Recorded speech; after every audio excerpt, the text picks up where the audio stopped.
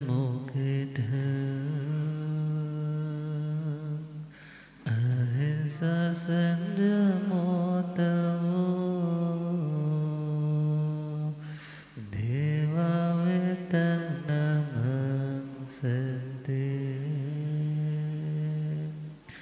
जस धमे सया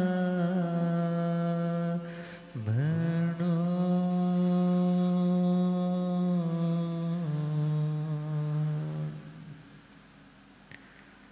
श्री महावीर प्रभु को मेरे वंदना। श्री महावीर प्रभु को वंदना वंदना वंदना वंदना वंदना वंदना वंदना। मुझको तारो प्रभु तारे जो चंदना। मुझको तारो प्रभु तारे जो वंदना वंदना वंदना वंदना वंदना वंदना वंदना। तेरे चरणों में दाता मेरा ध्यान हो। तेरे चरणों में दाता झूठी दुनिया से दिल मेरा जान हो। झूठी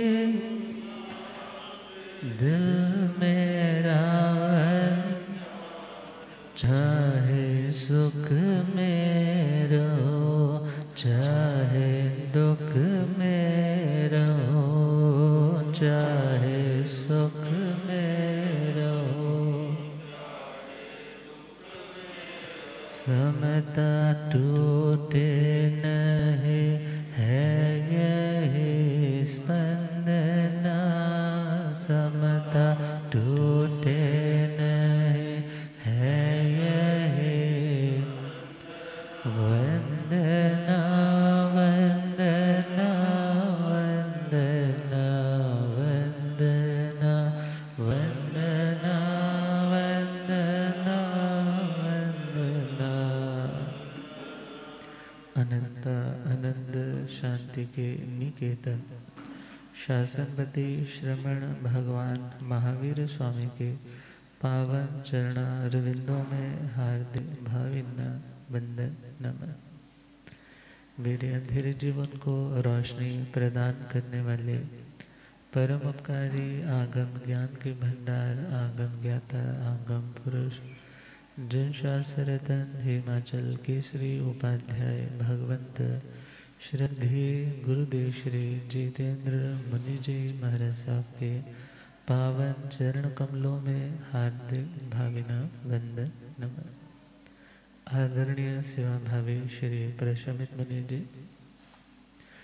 धर्म सभा में उपस्थित धर्मानुरागियों, सुशीलवती माताओं एवं बहनों, असीम पुण्योदय से भाग्योदय से आप सबको संतों का समागम और वीतरागवाणी श्रवण करने का सुअवसर प्राप्त हो रहा है।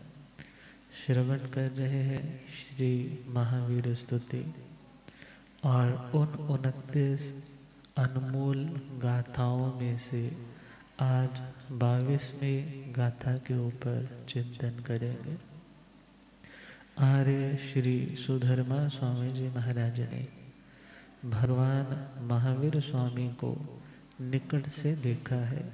उनके चरणों में रह कर के उनके व्यक्तित्व को अलग अलग नज़रियों से भी पहचाना है और आज उन्हीं से फरियाद प्रार्थना की है आर्य श्री जम्बू स्वामी जी महाराज ने कि मैं जानना चाहता हूँ भगवान महावीर स्वामी कैसे थे।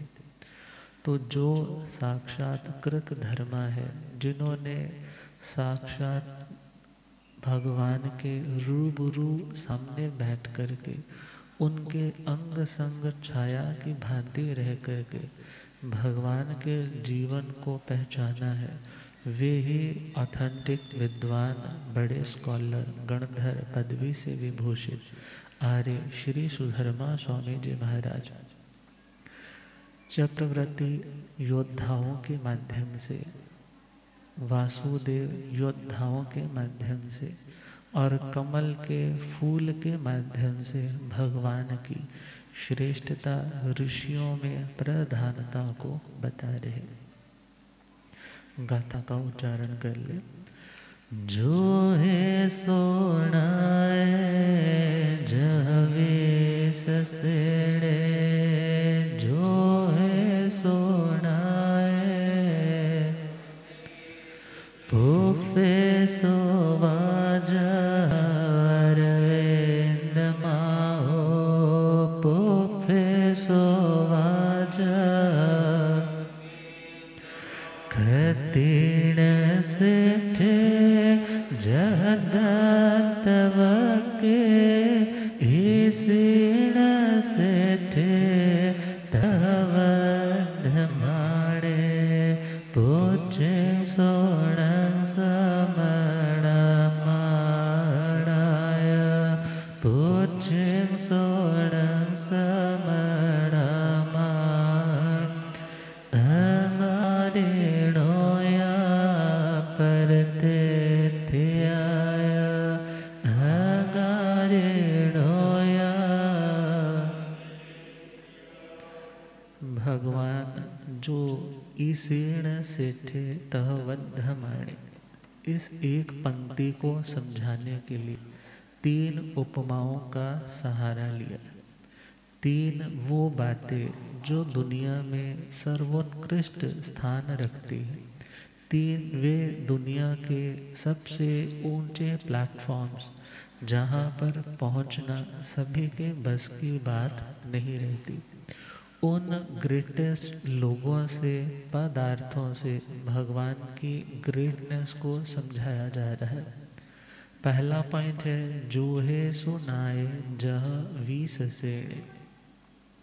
जैसे दुनिया में योद्धा तो बहुत है, योद्धा जो युद्ध लड़ते हैं, योद्धा जो सामने वाली शत्रु सेना का डटकर मुकाबला करते हैं, और फरमाया है जो है सो नाय, जैसे योद्धा लोगों में नाय मीन्स प्रसिद्ध, प्रसिद्ध ज्ञात, जह जिस प्रकार 20 सेने विश्व सेन थे, जैसे योद्धाओं में श्रेष्ठ प्रसिद्ध विश्व सेन रहते हैं, उपे सुवा जह अरविंद माहू, और फूलों में, पुष्पों में जैसे अरविंद, अरविंद कमल का पंकज, नीरज, निर्लेप रहने वाला वो फूल जैसे श्रेष्ठ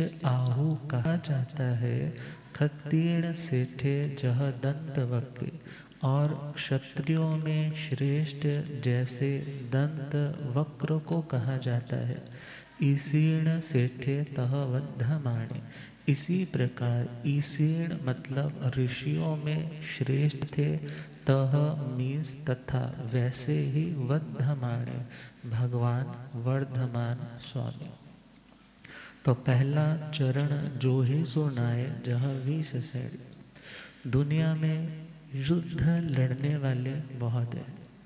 युद्ध 2 तरह के होते हैं, एक भीतर के शत्रुओं से युद्ध और दूसरा बाहर के शत्रुओं से युद्ध। और अक्सर जब भीतर के शत्रु पराजित नहीं हो पाते तो व्यक्ति बाहर के शत्रुओं से लड़ने में, बाहर के लोगों को अपना शत्रु समझने में अपने संस्कारों को और मलिन कर लेता है। तो खैर वीस सेने का मतलब विश्व सेन, चूर्णिकार और वृत्तिकार, जिन्होंने सूत्र कृतांजी सूत्र के ऊपर अपनी अपनी टीका व्याख्या लिखी है। चूर्णी का मतलब जिनकी भाषा चूर्ण की तरह, जिनकी भाषा चूर्ण की तरह, जिसमें संस्कृत भी होगी और प्राकृत के देसी शब्द भी होंगे। और वृत्ति देखे तो आचार्य श्रीलांक जी वो टोटली संस्कृत निष्ठ शब्दों में ही व्याख्या है। तो विश्व सेन और विश्वक सेन ये दो अर्थ दिए जाते हैं। और हम चले तो चूर्णिकार ने दो अर्थ दिए हैं विश्व सेन के, 20 सेने इस शब्द के। पहला दिया है विश्व सेन, विश्व का वहाँ अर्थ दिया है कि बहुत प्रकार की विविध तरह की सेना जिसके पास होती है। विविध तरह की सेना मतलब जिसके पास हाथी भी है, जिसके पास घोड़े भी है, जिसके पास रथ भी है और जिसके पास पैदल चलने वाली सेना भी। ये चार अंगों वाली, ये चार पदार्थों वाली, विभागों वाली जो सेना है, इसी का नाम चतुरंगिणी सेना रहता है। इसी का नाम चतुरंगिणी सेना रहता है। तो जब मात्र एक अर्थ करेंगे कि विश्व सेन जिसके पास विविध प्रकार की सेना है, तो उसे विश्व सेन कहेंगे। और वहाँ विश्व सेन चक्रवर्ती के लिए प्रयोग में आता है। और जब उसी शब्द प्राकृत के 20 सेने का अर्थ विश्वक सेन किया जाता है, तो वहाँ विश्वक सेन का अर्थ वासुदेव रहता है। और हम चले वृत्तिकार आचार्य श्रीलांक जी ने सिर्फ एक अर्थ चक्रवर्ती उन्होंने माना है। मगर जब हम इसी गाथा में ध्यान से पढ़ते हैं तो युद्ध शब्द आया है कि युद्ध लड़ने में जो सबसे बड़े योद्धा है वे विश्वक सेन है। अब वो युद्ध लड़ने वाले सबसे बड़े योद्धा देखे तो ठाणक सूत्र का चौथा ठाणा, ठाणक सूत्र का चौथा ठाणा, और वहाँ पर 4 तरह के शूरवीरों का वर्णन आया है।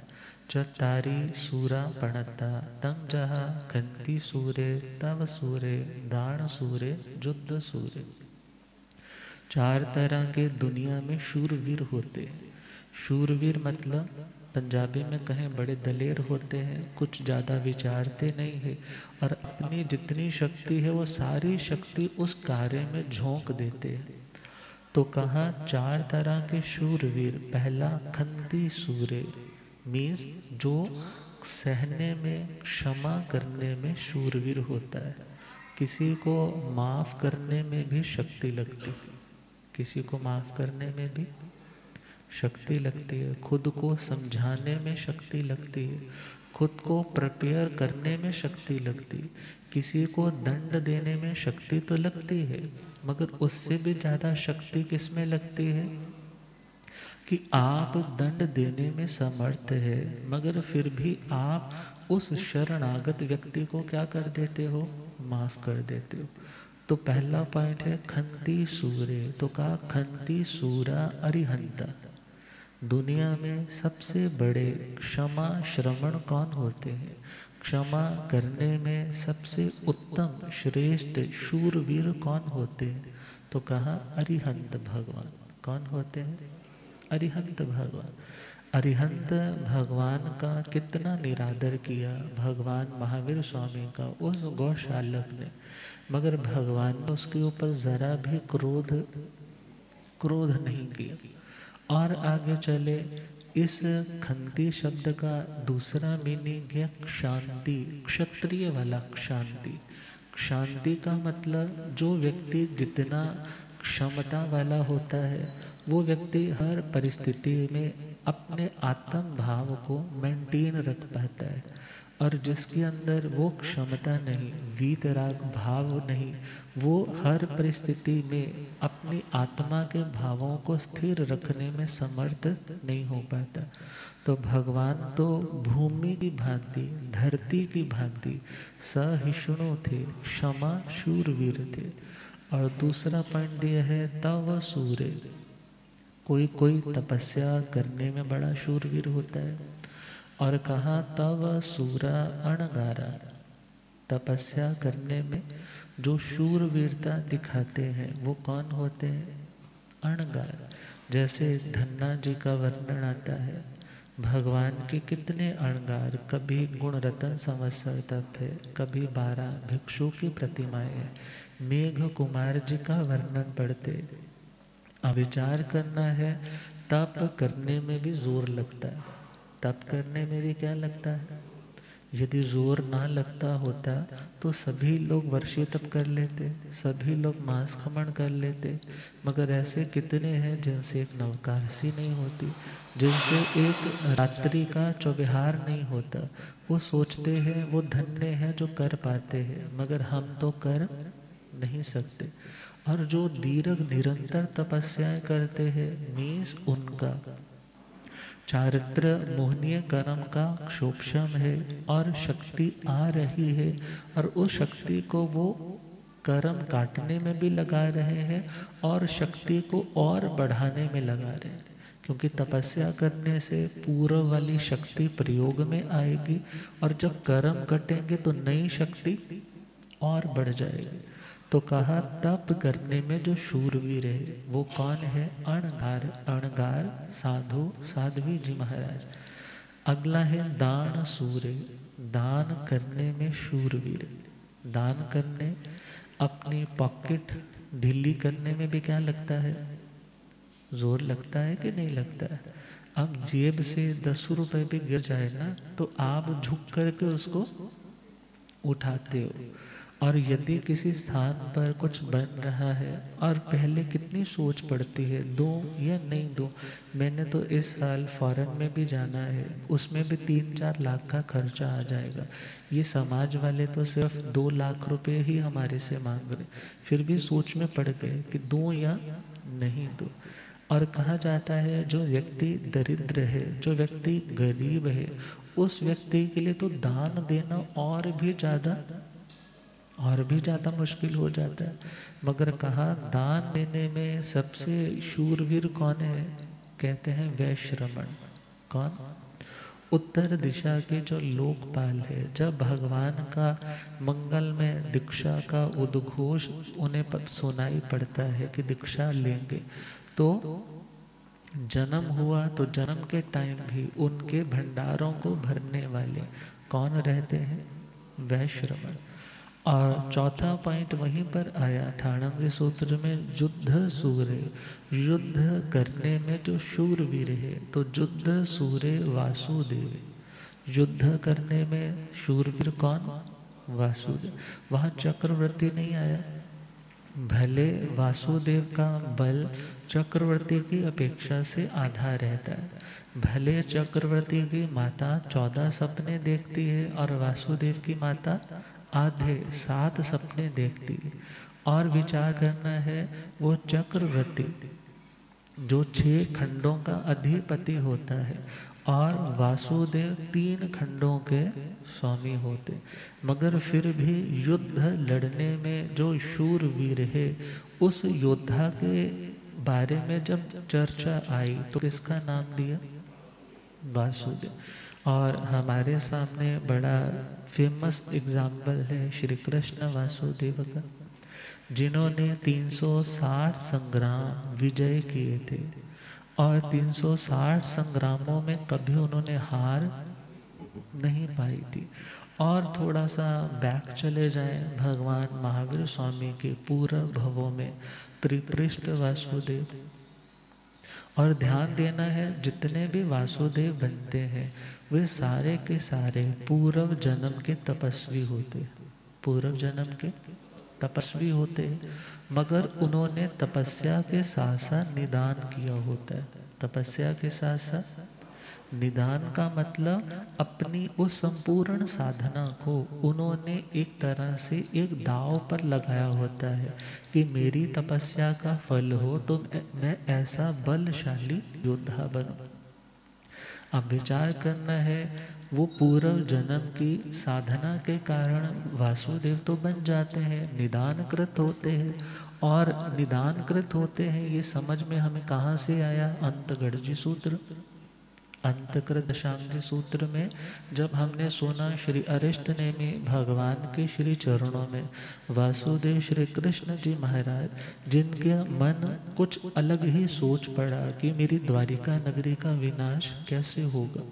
जब सारी घटना का पता चला तो वे खुद को पश्चाताप के शब्दों से खुद को उल्हाना भी देते हैं, भगवान से निवेदन भी करते हैं कि हे प्रभु, मैं दीक्षा लेना तो चाहता हूँ, धन्य है वो जाली मयाली इत्यादि, मगर मैं दीक्षा लेने में खुद को समर्थ नहीं पा रहा।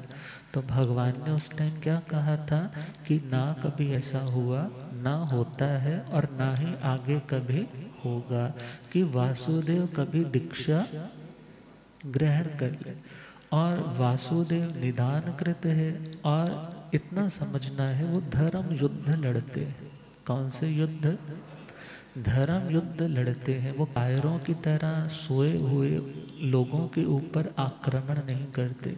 सामने वाले के पास शस्त्र नहीं है तो निहत्थे के ऊपर वार नहीं करते और पहुंच जाए ज्ञाता धर्म कथांजी सूत्र, जहाँ पे द्रौपदी का अध्ययन आया था, और वहाँ पर पद्मनाभ राजा के बारे में हमने उस अंतगढ़ की वाचना में सुना था कि किस तरह से वो देवता के माध्यम से अपहरण करवाता है और अपनी शूरवीरता, अपने पुण्य प्रताप के कारण वासुदेव को समुद्र में भी क्या मिल जाता है?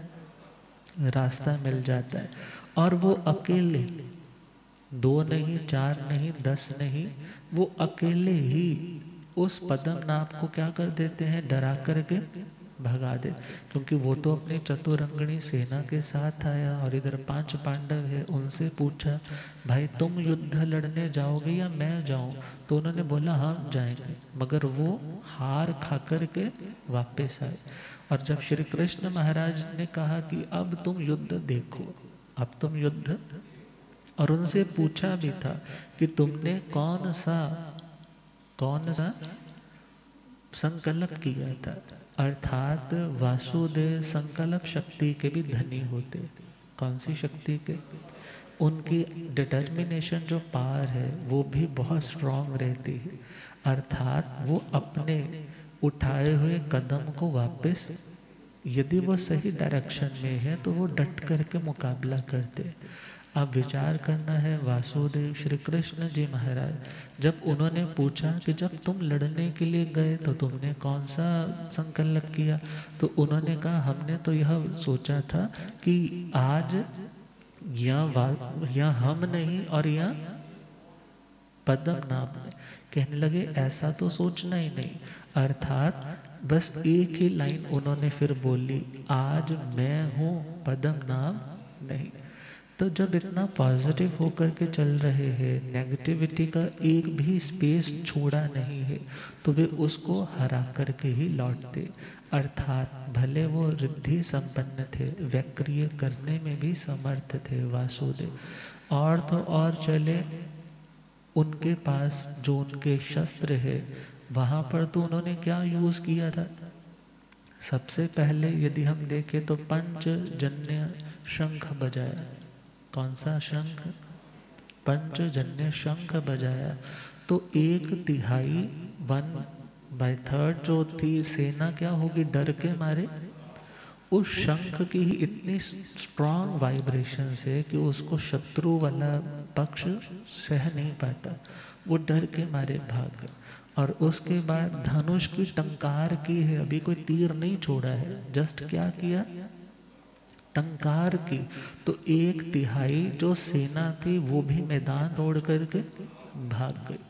और जब बाकी की 1/3 जो सेना थी वो डर के मारे भाग गई कि भाई पता नहीं अब हमारा क्या हो। और उन्होंने जाकर के अपनी सारी नगरी के दरवाजे सील कर दिए, लॉक कर दिए। और इधर वासुदेव श्री कृष्ण महाराज ने उस टाइम नृसिंह का रूप धारण किया और वक्रीय लब्धि से अपने शरीर को बहुत ऊंचा बनाकर थाप लगाते हैं। और जैसे जैसे धरती पे थाप लगाते हैं, एक एक ईंट करके खंडहर की मीनारों की तरह वो महल गिरने लग जाते हैं। तो उस टाइम वो किसके पास जाता है? पद्मनाभ, द्रौपदी के पास, कि अब तो मैं मारा गया, यदि कोई उपाय है तो मुझे बताओ। तो उसने कहा घबराओ नहीं, तुमने जो किया है वो बिल्कुल अनैतिक किया है, मगर फिर भी मैं तुम्हें एक युक्ति बता सकती हूँ। क्यों? क्योंकि जो वासुदेव उत्तम पुरुष होते हैं, क्योंकि ये वासुदेव 63 शलाका पुरुषों में आते हैं। श्लाघा का मतलब जो श्लाघा के योग्य होते हैं, जो प्रशंसा के योग्य होते, जो अपने उत्तम क्वालिटीज के कारण सम्माननीय होते। और इन 63 श्लाघा पुरुषों की एक और विशेषता है, ये सारे तरणहार होते। ये कैसे होते? और विचार करना है, भले ये वासुदेव की अंतिम गति तो वो 7 पृथ्वियों में से कोई आती है, मगर विचार करना है इन वासुदेवों का जो भव भ्रमण है, वो भव भ्रमण कोई परित संसारी भी हो सकता है और कोई देशों जो हम पुद्गल प्रावर्तन का सुनते हैं। अब विचार करना है उस पुद्गल प्रावर्तन के अंदर अंदर के समय में, अर्ध पुद्गल प्रावर्तन के अंदर अंदर के समय में ये तरने के भी काबिल होते। और कोई तरे तो जल्दी तरे और कोई तरे तो लेट तरे, मगर तरते ये सारे के सारे 63 शलाका पुरुषों के। अब तीर्थंकर भगवान तो उसी भाव में तरेंगे, मगर बाकियों के लिए कुछ जल्दी भी तर सकते हैं और कोई थोड़ा लेट भी तर सकते। और जैसे ही द्रौपदी से पूछा तो द्रौपदी ने बोला जो उत्तम पुरुष होते हैं वो अपनी शरण में आए हुए व्यक्ति पे वात्सल्य भाव रखने वाले होते। वात्सल्य भाव मतलब जैसे वत्स बोलते हैं बछड़ी को, किसे बोलते हैं? जैसे गाय का बछड़ा होता है। अब माँ जो गाय है वो अपने बच्चे पर क्या रखती है? प्रेम भाव रखती। ऐसे ही जो व्यक्ति शरणागत बनकर के जाता है, ये उत्तम पुरुष उस व्यक्ति पर वही भावना रखते हैं जैसा भाव वो अपने बच्चे के प्रति रखते।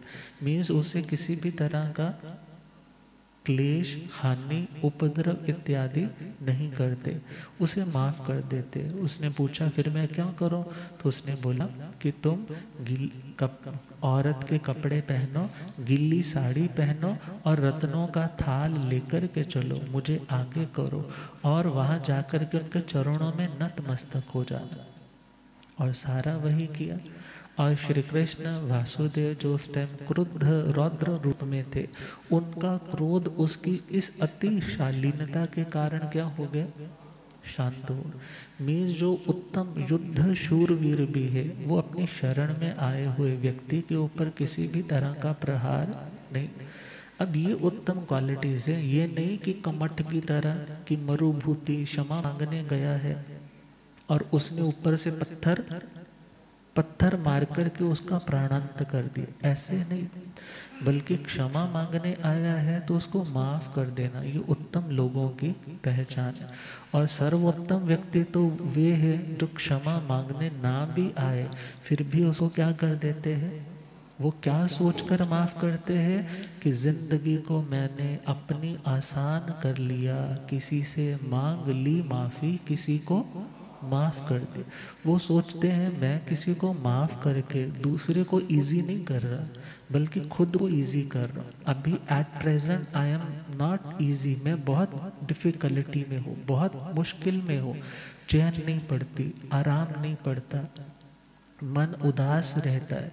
मगर जब तुम उस कांटे को निकाल देते हो तो तुम्हारा मन भी क्या हो जाता है? सुकून में आ जाता है। तो जितने भी वासुदेव रहते हैं वे वासुदेव कैसे रहेंगे? नीति के साथ युद्ध लड़ेंगे, धर्म नीति के साथ युद्ध लड़ेंगे, मगर हाँ कभी कभी क्रोध की प्रचंडता के कारण ये आपे से बाहर भी हो जाते हैं। त्रिपृष्ठ वासुदेव की घटना को देखो, बात कितनी को थी, मगर उसको कितना घोर दंड दिया। उसके कानों में उबलता उबलता मेल्टिंग स्टेज वाला शीशा डाल दिया और आगे विचार करना है, माफ कर दिया, लौट करके आए हैं। शक्तिशाली कितने हैं कि पांडवों ने लवण समुद्र पार करने के बाद रथ छुपा दिए हैं, मगर वो 62 योजन का जो गंगा का पाट है, रथ को उठाए हुए श्री कृष्ण वासुदेव महाराज उसको पार कर जाते हैं। और तो और देखिए इतनी बड़ी गलती कि जब पता चलता है कि इन्होंने ये सारा काम मेरे बल की परीक्षा के लिए किया, उनको देश निकाला दे दिया। मगर जब भुआ आई है, कौन भुआ? कुंती। जब भुआ आई है कि अब हम कहाँ पर रहे, तो उन्होंने फिर उन्हें कौन सा स्थान दिया था कि तुम पांडु मथुरा का निर्माण करो और वहाँ अदृष्ट सेवक बनकर के रहो, तुम्हें मेरे से किसी प्रकार के भय की चिंता नहीं। अर्थात भले प्रॉब्लम कितनी बड़ी क्यों ना हो, भले अपराध कितना भी बड़ा क्यों ना हो, मगर जो उत्तम पुरुष है वो फिर भी कोई ना कोई ग्रेस अपनी ओर से देते हैं, वो ग्रेसफुल होते हैं। अर्थात जो उत्तम पुरुष है वो युद्ध की भूमि में कभी पीठ नहीं दिखाते, छाती दिखा करके निकले हैं तो या तो सामने वाले को धाराशाही करेंगे और या खुद धाराशाही होकर के हैं। मगर ये पुण्य की जब तक बढ़ोतरी रहती है कभी किसी से हारते नहीं। और भले जरा कुमार के बाण के लगने से प्राणांत होता है, मगर उस टाइम भी श्री कृष्ण वासुदेव ने क्या बोला था कि मैंने आज तक किसी पर इस तरह कायराना हमला नहीं किया। जब भी मैं किसी के साथ युद्ध भूमि में आया हूँ, यदि उसके पास शस्त्र नहीं तो उसको शस्त्र दिया, यदि वो अवेयर नहीं उसको अवेयर किया, मगर मैंने ऐसे सोए हुए व्यक्ति पर कभी वार। तो कहा खंती सूरे अरिहंता तव सूरा अणगारा दान सूरे वे समणे और युद्ध सूरे वासुदेव। युद्ध में जो शूरवीर है वो कौन है? वासुदेव। और वासुदेव के हम चले तो उनके पास सुदर्शन चक्र है, खड्ग है, कौमुदी गदा है, पुष्पमाला पहनी है, धनुष है, पीताम्बर ओढ़े हुए, कौस्तुभ मणि है, पंचजन्य शंख है। अर्थात कितनी रिद्धि के मालिक है, 3 खंडों के अधिपति है। तो कहा जैसे वो वासुदेव अपने उन समस्त योद्धाओं की कैटेगरी में सबसे उत्तम योद्धा माना जाता है, ऐसे ही आध्यात्मिक युद्ध लड़ने वाले बाहर के लोगों से नहीं बल्कि भीतर की अपनी ही कर्मों की बुराइयों से लड़ने वाले जो है वो कौन? अरिहंत भगवान महावीर स्वामी। वीर प्रभु भगवान को कैसे जाने, वीर प्रभु भगवान जैसा बनने के मन में भी ठाने हो। वीर प्रभु भगवान उन जैसा बनने के मन में। आर्य सुधर्मा जी से पूछे श्री जम्बो, सुधर्मा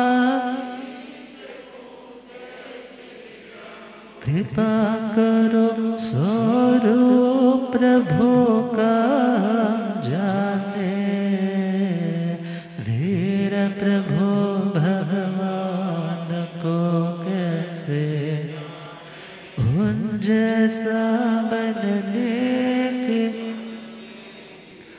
दुनिया के सब योद्धाओं में वासुदेव प्रधान, सर्व पुष्प जाति में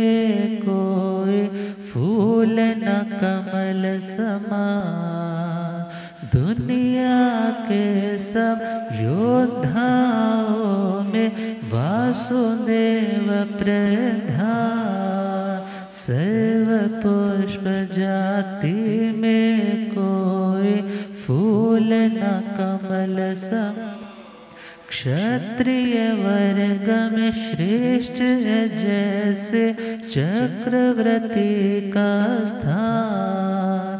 ऋषियों में त्यों सर्वश्रेष्ठ त्यागी प्रभु वीर महान।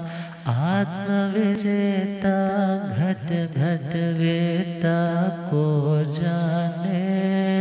आत्मविजेता घट घट वेता उन जैसा बनने के मन में बिठाने। हो वीर प्रभु भगवान उन जैसा बने। भगवान महावीर स्वामी जैसे ये वासुदेव अपने फील्ड में योद्धाओं में सर्वोत्तम माना जाता है, ऐसे ही भगवान महावीर स्वामी सर्वोत्तम आध्यात्मिक योद्धा थे। कौन से योद्धा? आध्यात्मिक योद्धा थे। कैसे योद्धा थे? क्योंकि वासुदेव तो बल की दृष्टि, शारीरिक बल की दृष्टि, सेना बल की दृष्टि से बहुत मजबूत है। और कहा जाता है एक चक्रवर्ती सपोज कुएं की मंडेर पर बैठा है। कहाँ बैठा है? कुएं की मंडेर पर बैठा है और भोजन कर रहा है, और इधर से चक्रवर्ती को मानो एक संगल से पकड़ करके खींचना चाहे। एक संगल सपोज को जैसे रस्सा कस्सी होती है, एक रस्सा किसके हाथ में पकड़ाया है? चक्रवर्ती के बाएं हाथ में। और उधर 32,000 राजा। कितने राजा?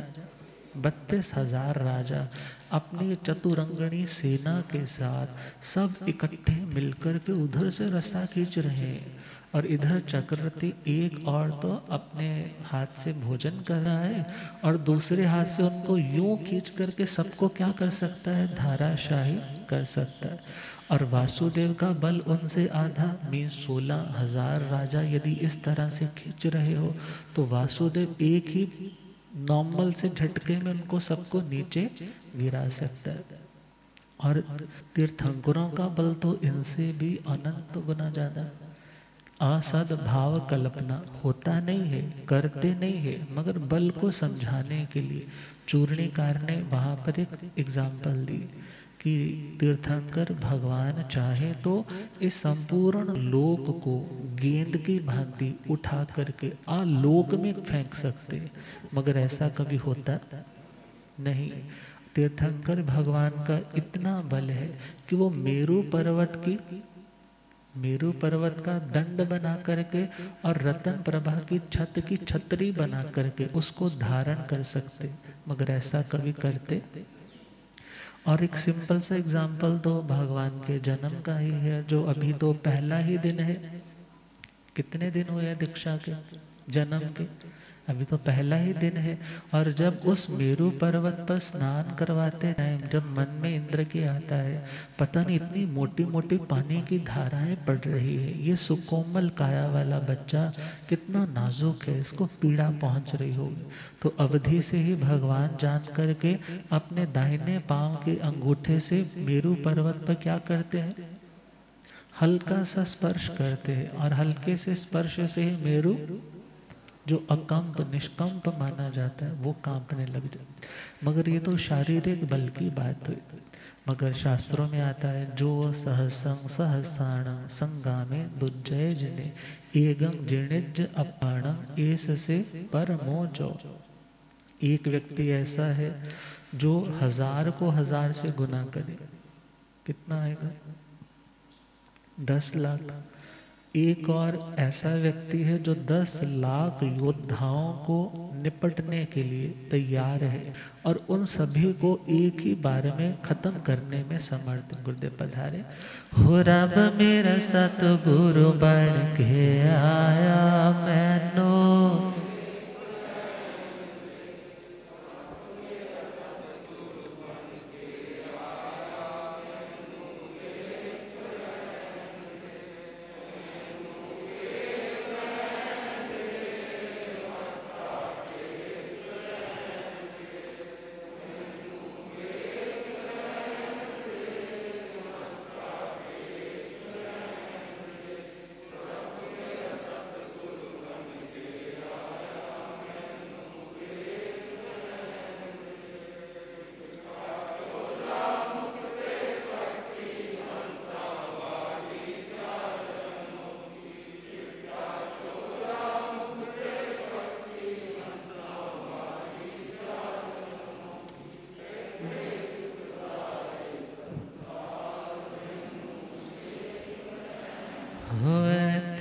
चुकदाय संसार मैनो, हो रब मेरा सतगुरु बन के आया मैनो। ओ पौंदे पौंदे पानी देंदा सोके बूटे हरे कर देंदा पौंदे,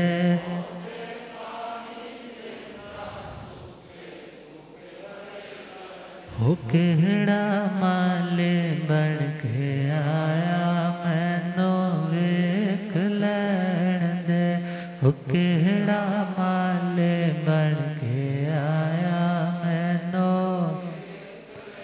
हो रब मेरा सतगुरु बन के आया मैनो। भले आगम ज्ञाता आगम पुरजन शास्त्र तन हिमाचल के श्री उपाध्याय भगवंत श्रद्धे गुरुदेव श्री जितेंद्र मुनि जी महाराज। तो बाहर के संग्राम में विजय बनने के लिए पुण्य चाहिए, शक्ति चाहिए। और श्री कृष्ण वासुदेव जी के पूर्व भवों में दृष्टि डालें तो उन्होंने पूर्व भवों में 1 लाख मास खमन किए थे। कितने मास खमन? अब उस तपस्या के बल से इतना बल पैदा है कि वो इतने योद्धाओं को एक समय में ही धाराशाही कर सकते। मगर कहा एगं जिणिज अपाणा।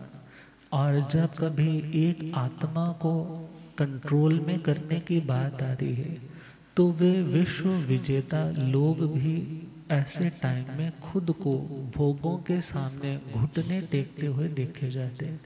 तो कहा एगं जिणिज अपाणा, एक वो व्यक्ति जो अपनी आत्मा को, इंद्रियों को नियंत्रित रखता है। भगवान कहते हैं आत्म विजेता, जग विजेता, विश्व विजेता से कई गुना ज्यादा श्रेष्ठ है। तो कहा भगवान महावीर स्वामी तो आत्म विजेता थे, घट घट वेता थे, और उन्होंने अपनी उस शक्ति का कभी दुरुपयोग नहीं किया। इतनी शक्ति थे, चाहते तो उस गवाले को सबक सिखा देते जो कानों में किले ठोकने आया था, उसको तो यूं चुटकी से मसलने में समर्थ थे। मगर भगवान ने कभी ऐसा नहीं किया। और विचार करना है, 3 खंडों के वासुदेव अधिपति होते हैं और भगवान तीर्थंकर परमात्मा मन, वचन और काया, और इन तीनों तरह के योगों पे नियंत्रण करने वाले होते। और 3 खंड और चले तो स्त्री वेद, पुरुष वेद और नपुंसक वेद। ना पुरुष की चाहना, ना स्त्री की चाहना, ना दोनों की चाहना। इन वासनाओं से जो मुक्त है सच्चे वासुदेव तो वे। विश्वसेन के पास विविध प्रकार की सेना, युद्ध वीर महाशूर वासुदेव का क्या कहना। विश्वसेन के पास विविध प्रकार की सेना, शुद्ध वीर माशूर वासुदेव का क्या, त्रिखंडाधिपति शंख व चक्र गदाधारे, आवेदि त्रियोग को जीता वीर थे बलधारे, सर्वोत्तम त्रिजगत विजेता को जाने, सर्वोत्तम त्रिजगत विजेता, उन जैसा बनने के मन में बिठाने, हो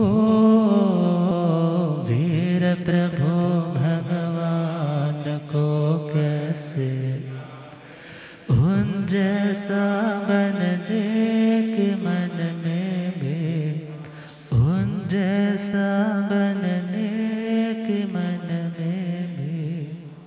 तो अगले पॉइंट पे कल चर्चा करेंगे। इन्हीं शुभ भावनाओं के साथ आप श्रद्धे गुरुदेव जी हमारे सब कृपा करेंगे। ओम शांति।